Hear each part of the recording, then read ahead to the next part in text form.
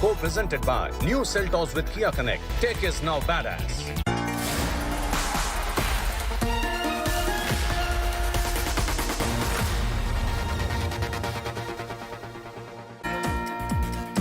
Good evening, hello and welcome. You're with the news today. This is your prime time destination. News, newsmakers, talking points.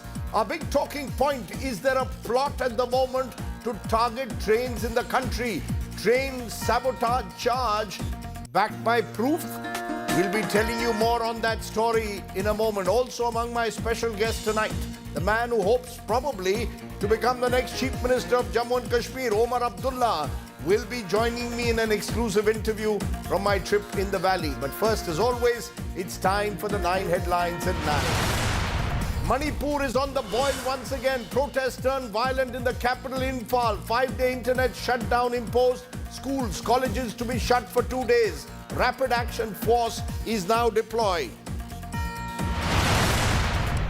Doctors remain on the warpath against the Mamata Banerjee government in West Bengal. Junior doctors defy the Supreme Court's return to work diktat. Bengal government reaches out, but doctors stand firm. Sack the health secretary first and the police commissioner. Rahul Gandhi triggers another storm in the United States, claims anti-Sikh bias by the Modi government. BJP hits out at the leader of the opposition, rakes up 1984 anti-Sikh riots. Another train derailment bid averted, this time in Rajasthan's Ajmer. Cement blocks placed on the railway tracks. An ISIS link emerges to the Kanpur train plot. Centre claims 18 train sabotage cases recorded since the 1st of August. Shocking hit and run by a luxury car driven by a Maharashtra BJP chief's son injures 2 in Nagpur. His son fled the scene. 2 accused arrested so far. Devendra Fadnavis backs the BJP state chief. Baramulla MP engineer Rashid granted interim bail by a Delhi court. He was arrested under the stringent UAPA, will be released until October 2nd to campaign in the Jammu and Kashmir polls. Another man-eater wolf nabbed in Uttar Pradesh's Baraj. 5 of the 6 predator wolves now captured under Operation Bhedia. 35 villages remain on high alert. Another crisis for the Aam Aadmi Party government in Delhi. BJP now wants president's rule, claiming governance paralyzed with Arvind Kejriwal lodged in jail. AAP claims a bid to topple the government. Monsoon mayhem rages on in Andhra Pradesh. Vijayawada inundated by torrential rainfall. Chief Minister Chandrababu Naidu takes stock of the flooded areas.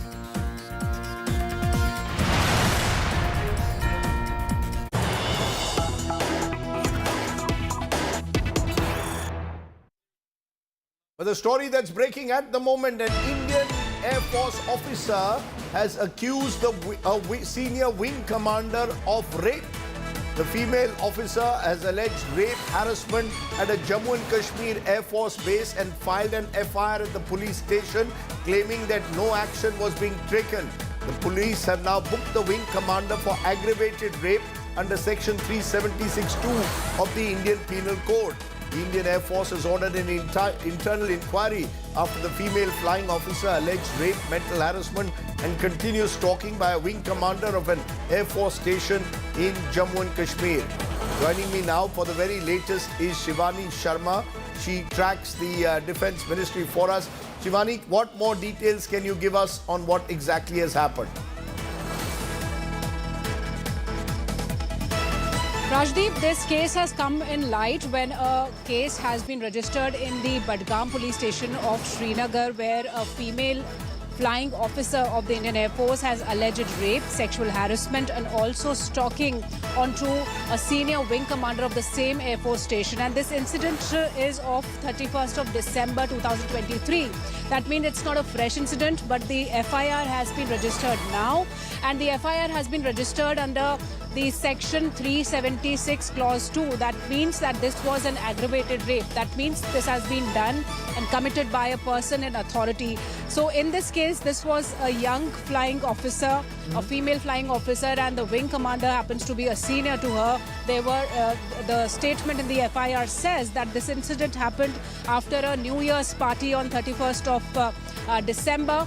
And But now then why? the Air Force has said But then, that, Shivani, the Air Force if it is happened on 31st of December, why is the FIR being filed now in September? I read a report that suggested that the officer claimed that no one was acting on it within the services. That's why she went to the police. Rajdeep, the Air Force has not given out the details onto what action it took, but when we asked, responding to our question, the Air Force has said that an internal inquiry has already been ordered. The investigations are going on, and also that the Budgam police has already approached the Indian Air Force station there in Srinagar regarding this whole investigation, and the Indian Air Force says that it will be cooperating in the investigation. It's a big question that why it took so long for the FIR to be lodged. Did the female officer did not she approached the police late, or was she waiting for an internal inquiry to get into action? So that needs to be checked and answered by the Indian Air Force. But as of now, the investigations have already started within the Air Force and by the police also in Budgam. Okay, Shivani Sharma joining us with that very latest, that unfortunate piece of news there coming in at the moment. The police have now booked the wing commander for alleged rape, is what we are learning. An IF officer accusing her wing commander of rape at a station in Jammu and Kashmir. Let me turn from another piece of breaking news and more troubling news that's coming in, this time from the state of Manipur, where tensions have heightened. Schools and colleges now will be shut for 2 days. A 5-day internet shutdown has been imposed. Manipur University has cancelled the PG-UG university exams, and the NIA is now to probe the drone attacks that have taken place in Manipur in the past 10 days. Drone and rocket attacks have taken place there. I'm joined by our correspondent Ashutosh Mishra, who's one of the few correspondents who's there live at the moment there in Impal.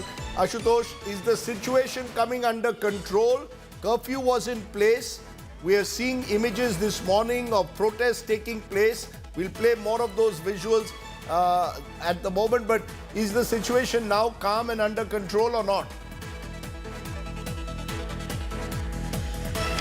If you're asking about situation under control, yes, it is under control, but it is calm, absolutely not. This remains highly tense. And Rajdeep, let me tell you, is yet again back on the same situation.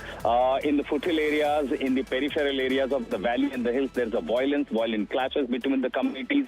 Number of people, nearly 11 people have been killed so far from September 1. There are reports of a drone, the aerial bombing through drones, the long-range rockets are being fired. And here in the valley, what we are seeing, the intensified protest by the local groups. In fact, the Kokomi, the largest group, has even issued a warning for the central forces, either act against the Kuki insurgents or leave Manipur. So amidst of all this, they have been trying to gherao the governor's house, the CM house. Today, when the protest started, that also led to the stone pelting on the police. In fact, the protesters overpowered police in a way that they had to even retreat. So it was a violent clashes, and literally amidst of all that, the government, the curfew relaxation that was issued for nearly a year now, that has been withdrawn. So that simply means now there's a curfew in place, and exactly right behind me, one of the most busiest road is totally deserted. Even the university exam for the undergraduates and postgraduates have been cancelled. The internet has been suspended across the valley. In the meanwhile, the top police officials have said the reports of drone, they are collecting scientific evidence, forensic evidence, and they will seek NIA probe to ensure a higher level probe. But amidst of all that, this looks like situation escalating, and because of the anticipatory and the preventive measures are being taken, including curfew imposition and internet bans, it all itself indicates that this could be just a beginning what we are seeing in Manipur. Okay, we'll keep a track on what's happening. In fact, Ashutosh Mishra is reporting from Manipur, the latest story being the casualty in the violence that's taken place between Meitei and Kuki communities is a former soldier who was allegedly abducted and killed after he crossed the so-called buffer zone between Churachandpur and Imphal, areas divided between the Kuki and the Meitei communities. Ashutosh Mishra has tonight's ground report.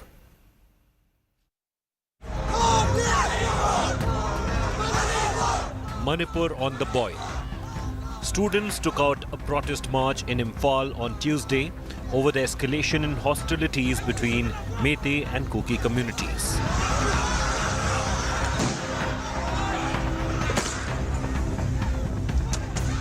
The protest turned violent as students' attempt to march towards the governor's residence was spoiled by the police.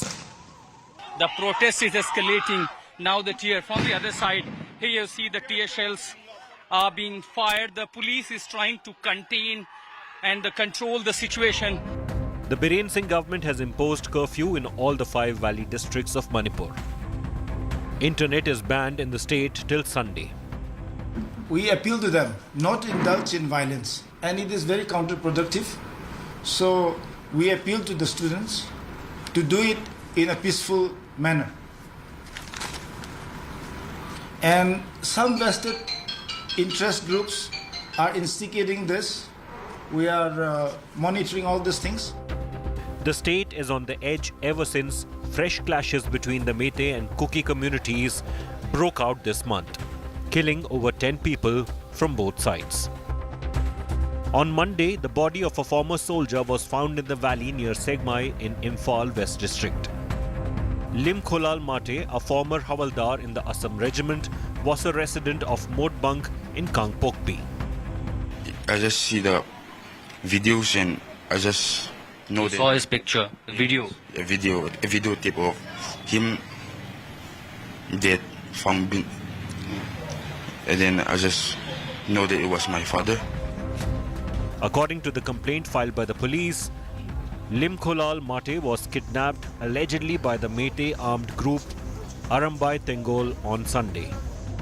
As per the FIR and as per the complaint, El Methi on the evening by mistaken crossed over the buffer zone area and he reached to the other side where he was allegedly abducted and beaten to death as per the FIR. The 2 communities have set up checkposts near the buffer zone to control entry and exits. अगर कोई cookie नीचे चला गया मेते इलाकों में क्या होगा? उन लोग वो माल डालता है ना, इसलिए हम लोग इधर चेक किया. हम लोग का आदमी भी इधर चेक किया है और मेते भी घुसना नहीं देता है. हम लोग भी उधर नहीं घुसता है. The only solution now is the separate administrations. We have our own separate administrations. They have their own separate administration. Then only peace and peace will be prevailed. There is no other option at all. This is the only solution. The current spell of violence has also seen drone and grenade attacks by alleged Kuki militant groups on Meitei villages. The Committee on Tribal Unity that represents Kukis declares they will defend their land and opposes the state government's proposal to take complete charge of security. So the first point is anything that is to do with the state government of Manipur, the Kuki youths will not accept. That is one. And the other point is that in any eventuality of attack or atrocities that's mattered us, we will respond in the same. For the last 16 months, Meiteis have been mostly confined to the valley and Kukis to the hills. The divide between the 2 communities has only deepened with no signs of any healing. With Ashutosh Mishra, Bureau Report, India Today. Troubling scenes there from Imphal, and more trouble because another train derailment attempt has been foiled. A day after an LPG cylinder, petrol bombs and matchsticks were found on a Kanpur train track, an attempt to derail a train in Rajasthan's Ajmer was thwarted after cement blocks were found placed on the railway tracks. There's a suspected involvement of the ISIS in Kanpur's train sabotage. More in this report. Take a look. September 8, Ajmer in Rajasthan.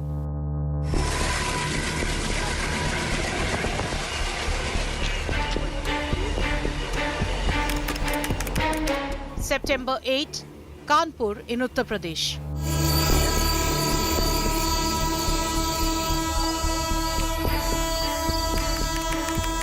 September 4, Solapur in Maharashtra.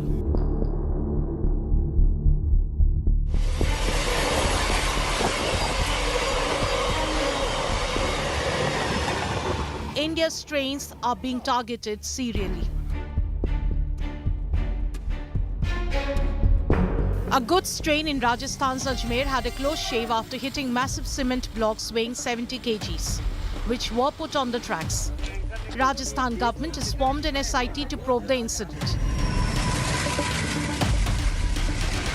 इसमें मुकदमा दर्ज कर लिया गया है 173/24, 150, 152 railway act और 3 PDP act में। SHOs उच्च अधिकारी मौके पे हैं, बाकी टीमें गठित कर दी गई हैं इन शरारती तत्वों का पता करने के लिए। पता लगता है शीघ्र गिरफ्तारी भी की जाएगी। The same modus operandi was used in Solapur on September 4, when a mammoth concrete slab was placed on the railway track. But loco pilot of the train fortunately saw the concrete and applied brakes in time, thereby averting a collision and saving lives. Meanwhile, sources say the anti-terrorism squad investigating the bid to derail Kalindi Express in Kanpur suspect the role of the Khorasan module of ISIS. In the Kanpur attack bid, a gas cylinder was placed on the track, but an alert loco pilot applied brakes on time, softening the impact. Kanpur police has questioned more than 100 suspects so far. At least 30 suspects have been taken into custody. UP police की जो विभिन्न इकाई है, special agencies, वो सभी लोग काम कर रहे हैं। आरपीएफ और आरपीएफ के साथ जितने भी स्टेक होल्डर्स है वो भी हमारे साथ है। कुछ लोगों को हम लोग चिन्हित किए हैं, बहुत जल्दी इसमें कार्रवाई होगा। The government came out with data revealing that 18 cases of train sabotage have taken place since August 1st and 24 train attacks in just 2 years. Are terror groups trying to bleed India now using trains used by lakh of passengers daily? Bureau Report, India Today. So let's raise some troubling questions at the moment. Is there a plot to target our trains? Is the sabotage charge that is being made now backed by solid proof? Should the government wait for the probe to be complete? Will hasty theories now only spread panic? What's the truth? Lalit Chandra Trivedi is former GM Railways, Chairman Rail Division India.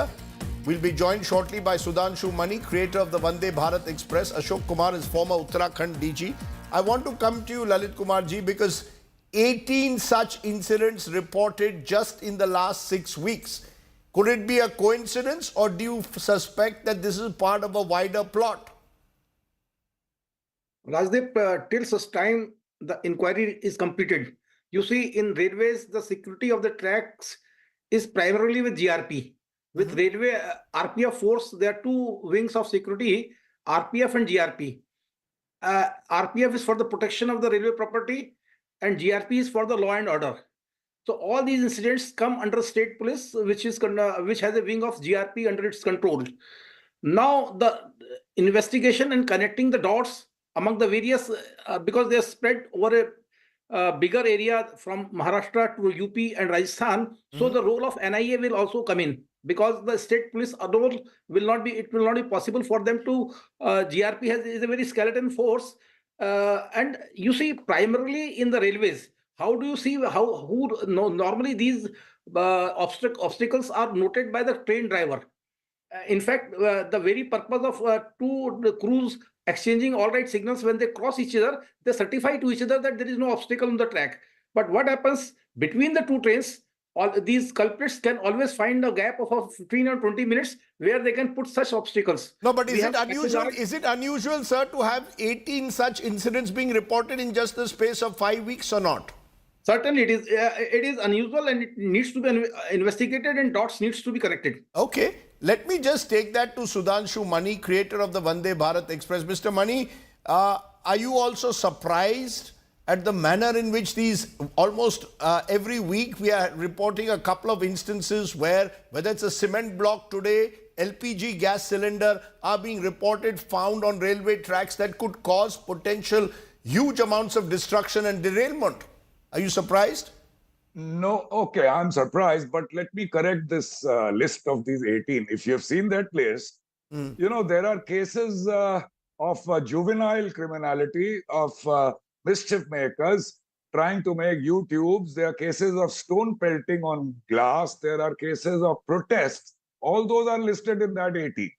So let's not go by the list. The recent two cases of this cement block and the LPG cylinder do appear to be serious. So I'm no one to say that it doesn't look like sabotage. First, because investigating agencies are looking into it. It is beyond the domain of railways. NIA is also looking into it apart from other investigating agencies. Let them do their job. I will put one caveat that in previous all such cases till now, we have not been able to establish one case of sabotage. We have to keep that in mind. So we will wait for their investigation. Then two more things, if you have time. Go ahead. Right from the time when Balasore happened and a recent accident in Gonda, railwaymen have a tendency to jump to point to sabotage. It is in a way trying to diffuse their own responsibility. I'm saying it with full responsibility. And, nothing was found in Balasore. There was this furor about a mosque nearby and so on. It was not a mosque. That's what we found out.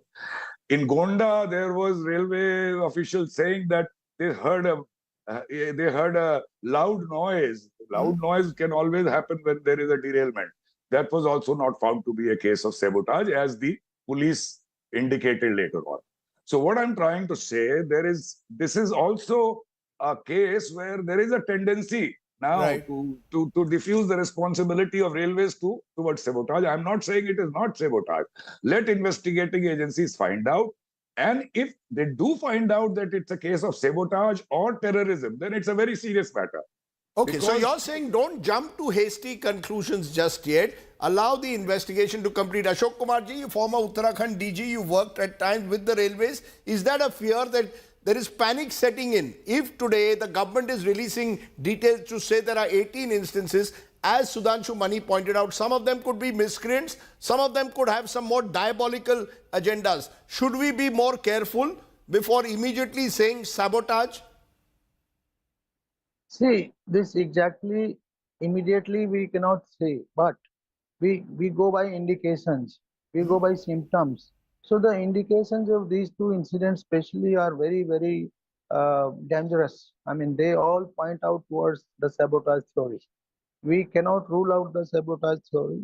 Only thing is, finally, the outcome will have to be decided by the investigating agency. They will come out with some evidences, proofs. Right. But indications are like this, that why is there the cylinder is there? Why the matchbox is there? Why the explosive is there? And that also in a Also, what is being found, Lalit Chandra Trivedi, specific routes. We've seen a couple of instances close in and around Kanpur, and that is the worrying part. There could be some local gangs operating. That's all unclear at the moment. How soon can an investigation of this nature actually reach a conclusion, given how wide the railway network of this country is? You see, most of the territory of the railways is not covered by CCTV. It's not like airport where each and every corner of the even the railway stations are not they're having gaps. They're not hermetically sealed like airports. So the security in railway premises, particularly beyond the railway station, what we call the wayside area, is really difficult. And the only institution we really depend for avoiding such cases are the gangmen, the patrolmen who are. And whenever the police gives us a lead that there are some vulnerable areas, they get some information that some terrorists or some such activities likely to be there, then we resort to track patrolling, security patrolling. There is also a case when such cases occur in large numbers in Naxalite infested areas. When during one of my posting, we used to run a goods train ahead of a mail express train. So as to avoid, so we have various institutional mechanisms to avoid. No, but how easy is it? How easy is it to ensure that these tracks are sabotage free, given the large nature of our network? Is it possible to be completely foolproof? No, not at all. Not at all. So, Sudhanshu Mani, is that the worry? That as Lalit Chandra Trivedi, who's been a former GM railway, says, in a country with a network as wide as ours, how do you ensure greater security against potential saboteurs? Yes. So yes, potential saboteurs can really cause damage. Solace is that not many such cases have happened in last decade or more. That we have to bear that in mind. We keep shouting sabotage, but we don't find that. But if there is somebody bent upon doing that, then it's very difficult to protect it by railwaymen and railway patrolling. It has to be an intelligence-based effort, because you cannot just patrol the track in wayside station. Our patrolman goes, trackman goes once a day at night. Even police cannot keep on patrolling it. So it has to be intelligence-based, and that's why I'm saying it's beyond the domain of railways. It's a law and order or anti-terrorist kind of activity in which intelligence agencies have to really contribute. But there is the larger worry, of course. I don't want to, do we separate this from the accidents that have taken place in recent weeks? There have been accidents or recent months, there have been accidents that have been troubling, so-called consequential train accidents, which are those that have serious repercussions. And I'm looking at 2016 now to 2022, 23. Every year, we are finding a fair number of these accidents. Should that be the real focus? Not all of them are linked to sabotage. Some of them are linked to derailments. And that should be equally troubling, surely, Mr. Mani.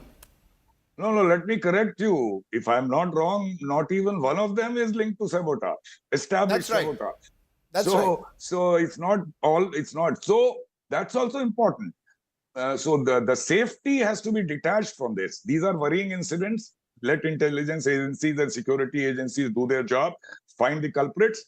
But the safety of railways is another matter which needs more focus, as we have discussed earlier in your program after those accidents. Kavach, artificial intelligence, improvement in track maintenance, funds are not a problem. So that needs, that's another focus area. I don't think we have to link it with this sabotage. We have to separate the need for anti-collision devices like Kavach, which will guard against derailments, separate them from the suspected sabotage. Mr. Ashok Kumar, how long do you think an investigation of this kind would take? There's already now reports that ISIS is being suspected. The NIA will come into it. Should this be, should there be greater calm, as is being suggested by Sudhanshu Mani and even by our former GM, that let's be a little bit, Lalit Trivedi, a little calm. Ashok Kumar ji, am I right? That we don't need to jump to conclusions just yet and say ISIS is involved. See, we don't need to jump to conclusions. That's very right, Mr. Sardeep. But we cannot, be calm.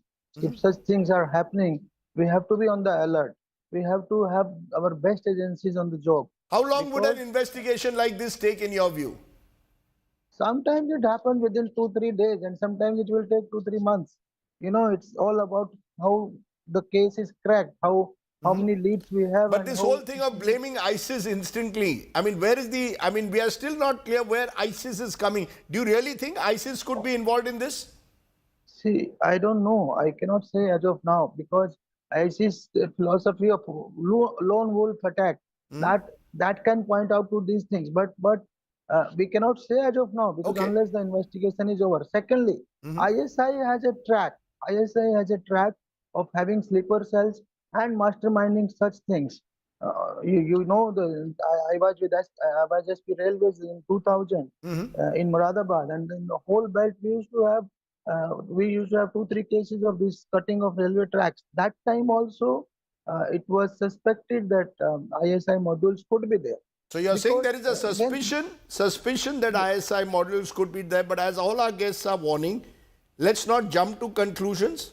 That would only spread panic. We cannot jump to conclusion unless there is a fair proof. enough. And I think that's why we have to be very careful. Yes, these instances are troubling. They need to be investigated. Yes, Mr. Mani, a final word. One last point. You see, the second accident of the concrete block has happened in a DFC section, which is only goods train.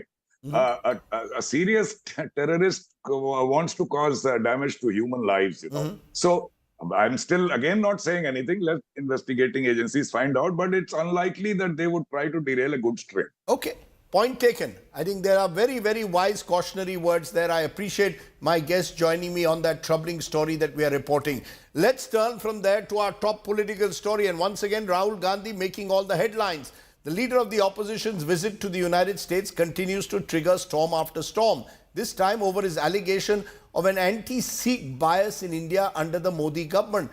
His statements have drawn huge flack from the BJP, which reminded him and the Congress of their role in the 1984 Sikh riots in Delhi. Take a look at what Rahul Gandhi really said and how the BJP responded. The fight is about whether he, as a Sikh, is going to be allowed to wear his turban in India. Or he, as a Sikh, is going to be allowed to wear a kada in India. Or he, as a Sikh, is going to be able to go to Gurdwara. That's what the fight is about. And not just for him, for all religions.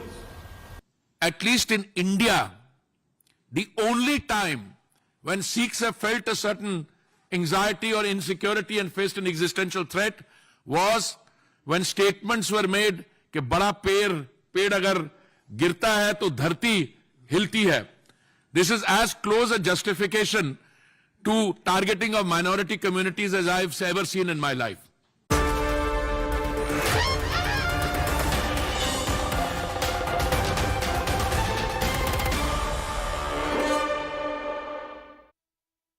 Okay, let's turn then to our top election story. Election campaigning gatherings team in Jammu and Kashmir, which goes to the polls for the first time in 10 years next week. I was in Kashmir over the weekend where I spoke to the person who has been a former Chief Minister of Jammu and Kashmir and may hope to become the Chief Minister again. But Omar Abdullah made it very clear that although he had earlier decided not to contest the polls, his decision eventually to contest from 2 seats is because he says his sole aim is to ensure Jammu and Kashmir gets its statehood again. He's not gunning for the chief ministership, but for statehood.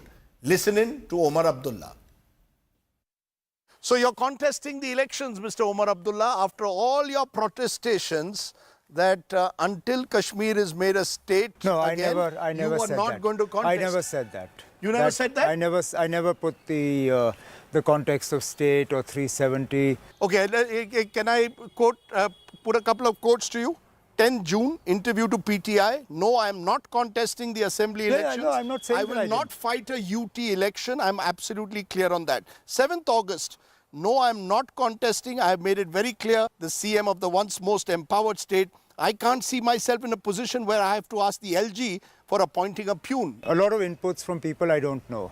Who reached out randomly by email, by message, conversations with colleagues. I realized that perhaps the position I took was wrong in as much as it was perhaps hypocritical. So you've changed your mind? Well, obviously, otherwise I wouldn't be filing. How do I expect the people of Jammu and Kashmir to repose faith in an assembly that I'm not willing to repose faith in? This is not the assembly we want.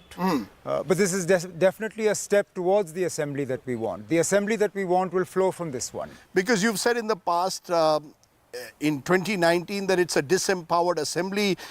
Now, more recently, you said it's a union territory and that's unacceptable. You're saying people have made you change your mind. Well, but are you really hopeful of change, that one election can change the ground realities in Jammu and Kashmir? One election can change everything.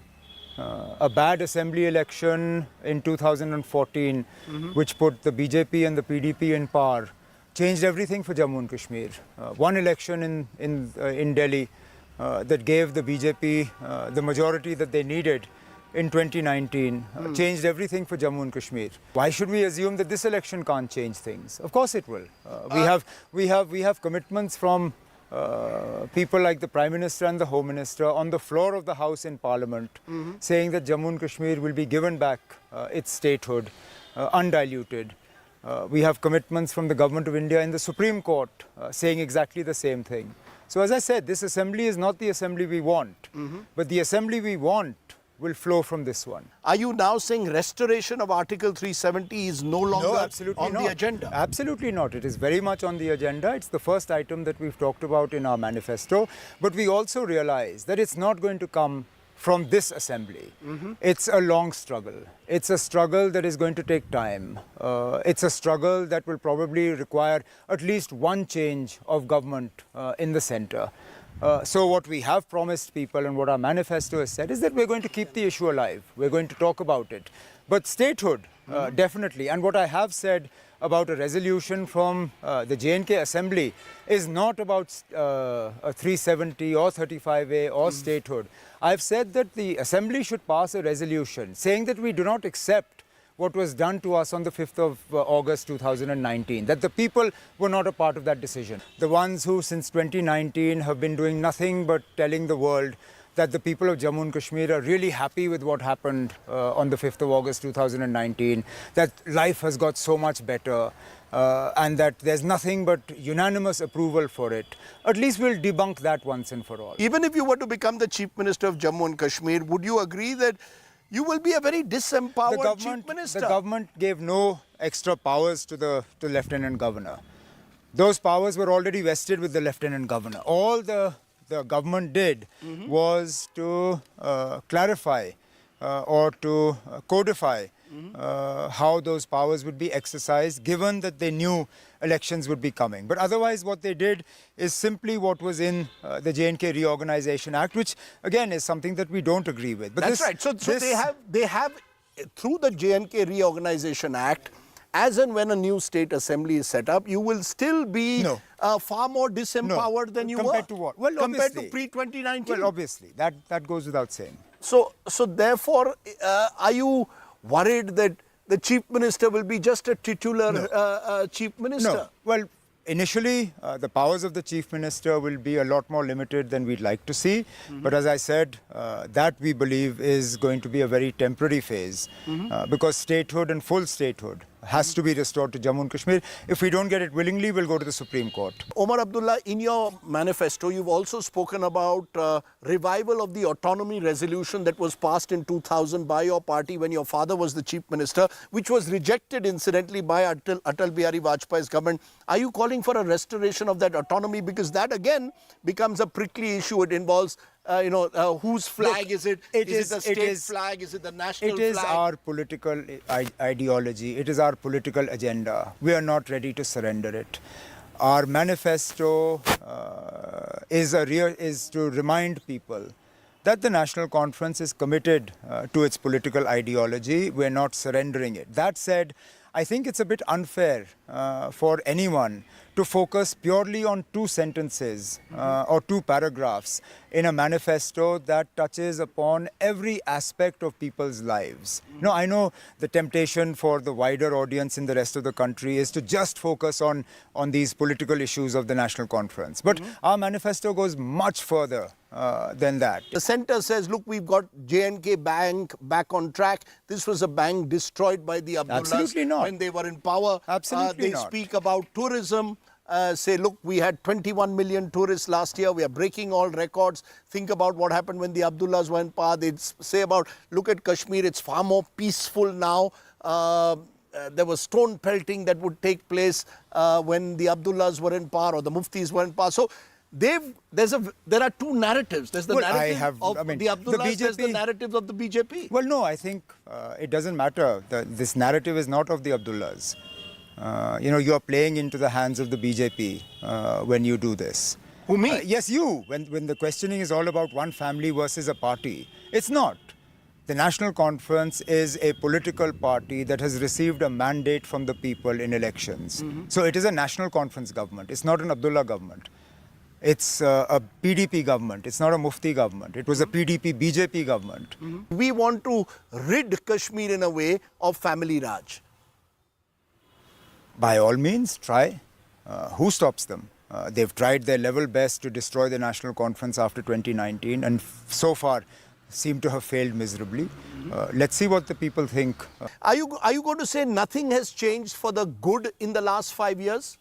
Well, other than the fact that this government, through whichever means they have used, have effectively marginalized separatist voices, I am reluctant to give them credit for anything else. Because on the one hand, Kashmir has been what it is. You've still had violence, you've still had terror, you've had targeted attacks against minorities, you had an exodus of minorities for the first time after the early 90s. That is Kashmir.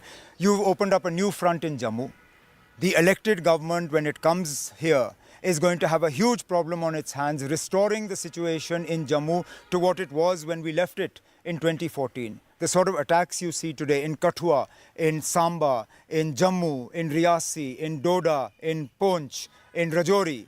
These were things that almost never happened. You and Rahul Gandhi, is it personal chemistry that's brought you together, or just because you all are desperate to defeat? We had nothing to defeat the BJP at all costs. Rahul and I had nothing to do with the way this played out. It was really the sort of the leadership of the party after us that put this into place. The leadership of the Congress in Jammu and Kashmir with my colleagues, and then subsequently discussions when Mr. K.C. Venugopal and Salman Khurshid Saab and others came here. Because the buzz in Delhi was that it is Rahul Gandhi who persuaded Omar Abdullah, no, Omar, you have to contest and lead this alliance. Not true? No conversations with Rahul about the elections at all.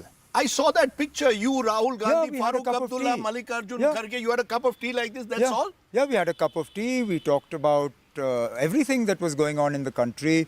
Obviously, there was, some talk about the general mood regarding elections, but there was no seat-sharing discussion or agenda or stuff like that. But is this alliance basically because you've realized that unless you all come together, it's advantage BJP, and that's what happened in 2014. Is that a wake-up call that divided you fall, united you have a half a chance? Well, for us it was more about perception. For us it was important to put to rest this sort of story that some of our opponents sought to plant, that we have a secret alliance with the BJP.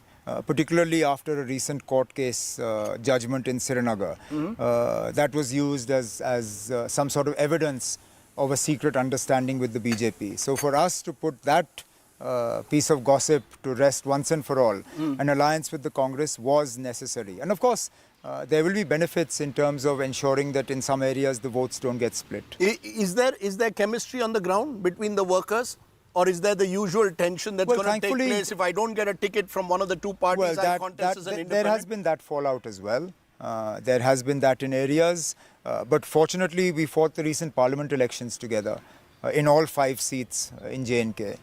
So we do have recent experience of working on the same side. But you kept your other old friend, if I may call her that, Mehbooba Mufti, out of this.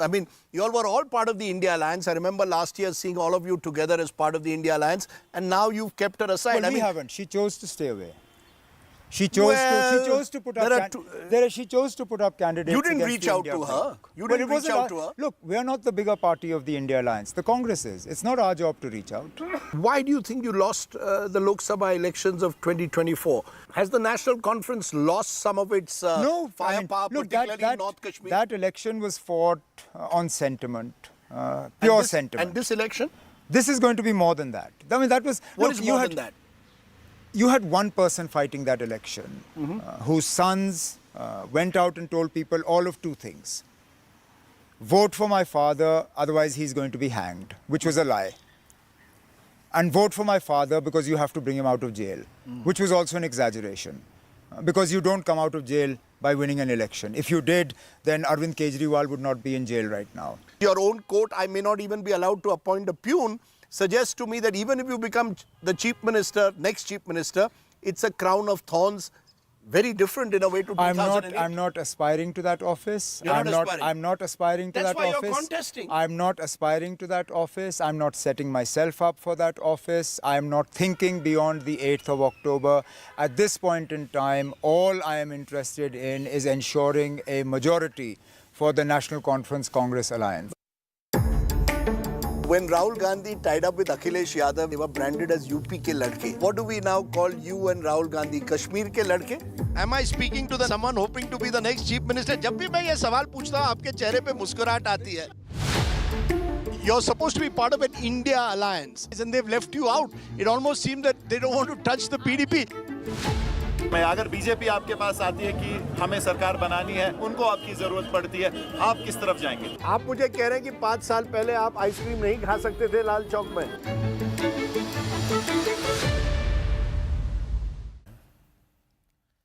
Okay, from Kashmir, let's turn to Maharashtra, where we've seen another hit-and-run shocker last night. This time, a luxury car owned by the Maharashtra BJP chief's son. The Audi was seen ramming into multiple cars, injuring two. While the BJP's chief's son fled the scene, police have arrested two, except for Sanket Bawankule, the man who is the son of the BJP chief. Will the Maharashtra government swing into action in another hit-and-run case?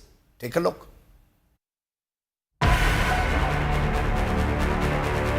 An Audi car owned by Sanket Bawankule, son of Maharashtra BJP President Chandrasekhar Bawankule, was involved in a series of collisions late night on September 9th in Nagpur.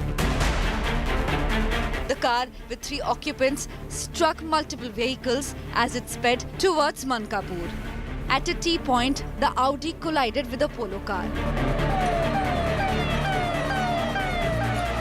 Passengers of the Polo chased and managed to stop the Audi, but the 3 individuals inside, including Bawankule, fled the scene. Later, 2 were arrested and no action was taken against Sanket.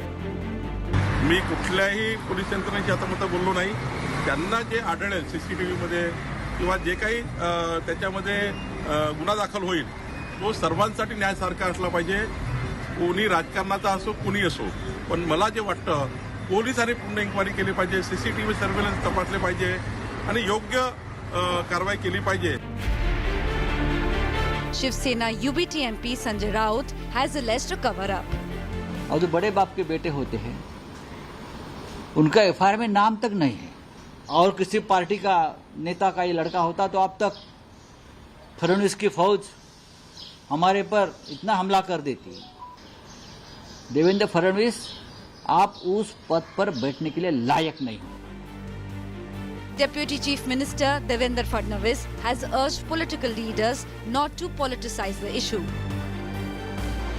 ऐसा है कि उसकी पूरी जांच police कर रही है और उसमें FIR भी पुलिस ने दाखिल किया हुआ है.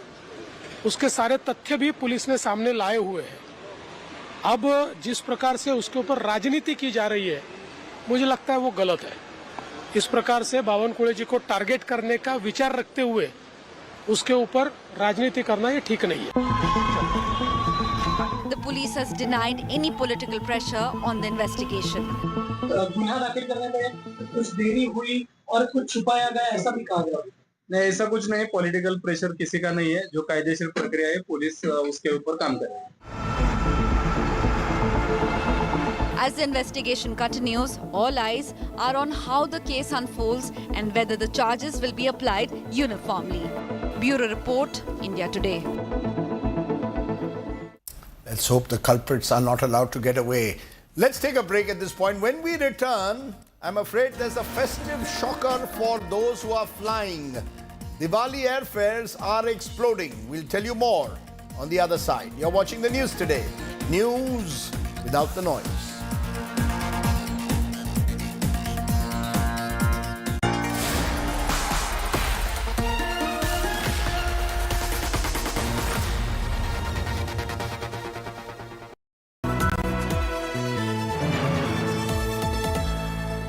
एक दोस्त है जिससे बात किए बिना हम रह नहीं सकते. बातें घंटों की हों या कुछ सेकंड्स की, ये दोस्त हमेशा हमारी बात सुनता है, क्योंकि हमारा सबसे अच्छा दोस्त भगवान ही तो है. मंगलदीप, दिल से करो बात भगवान के साथ. India Today Conclave 2024, September 25th and 26th, Mumbai.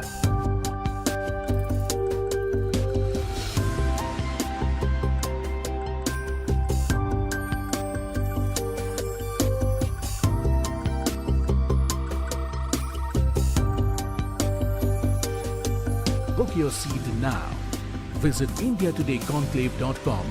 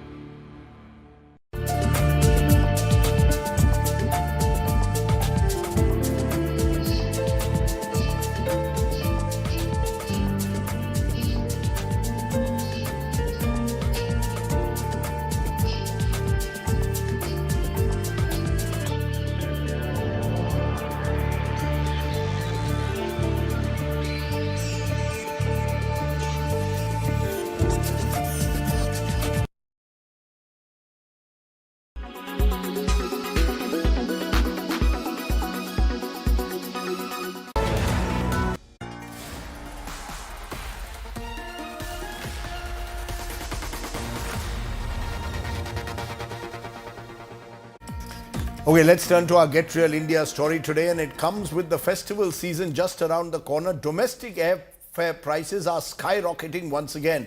While the centre says it's keeping a close tab, the government maintains there isn't much that it can do. Business Today does a spot check of return fares that you will have to pay around Diwali time. Here's a report with all the details. For those planning to fly home for Diwali, get ready to pay out of your nose. The Festival of Lights is more than 7 weeks away, but skyrocketing airfare working on the same side. But you kept your headlines. The leader of the opposition's visit to the United States continues to trigger storm after storm, this time over his allegation of an anti-Sikh bias in India under the Modi government. His statements have drawn huge flack from the BJP, which reminded him and the Congress of their role in the 1984 Sikh riots in Delhi. Take a look at what Rahul Gandhi really said and how the BJP responded. The fight is about whether he, as a Sikh, is going to be allowed to wear his turban in India. Or he, as a Sikh, is going to be allowed to wear a kada in India. Or he, as a Sikh, is going to be able to go to Gurdwara. That's what the fight is about. And not just for him, for all religions. At least in India, the only time when Sikhs have felt a certain anxiety or insecurity and faced an existential threat was when statements were made कि बड़ा पेड़ अगर गिरता है तो धरती हिलती है. This is as close a justification to targeting of minority communities as I've ever seen in my life.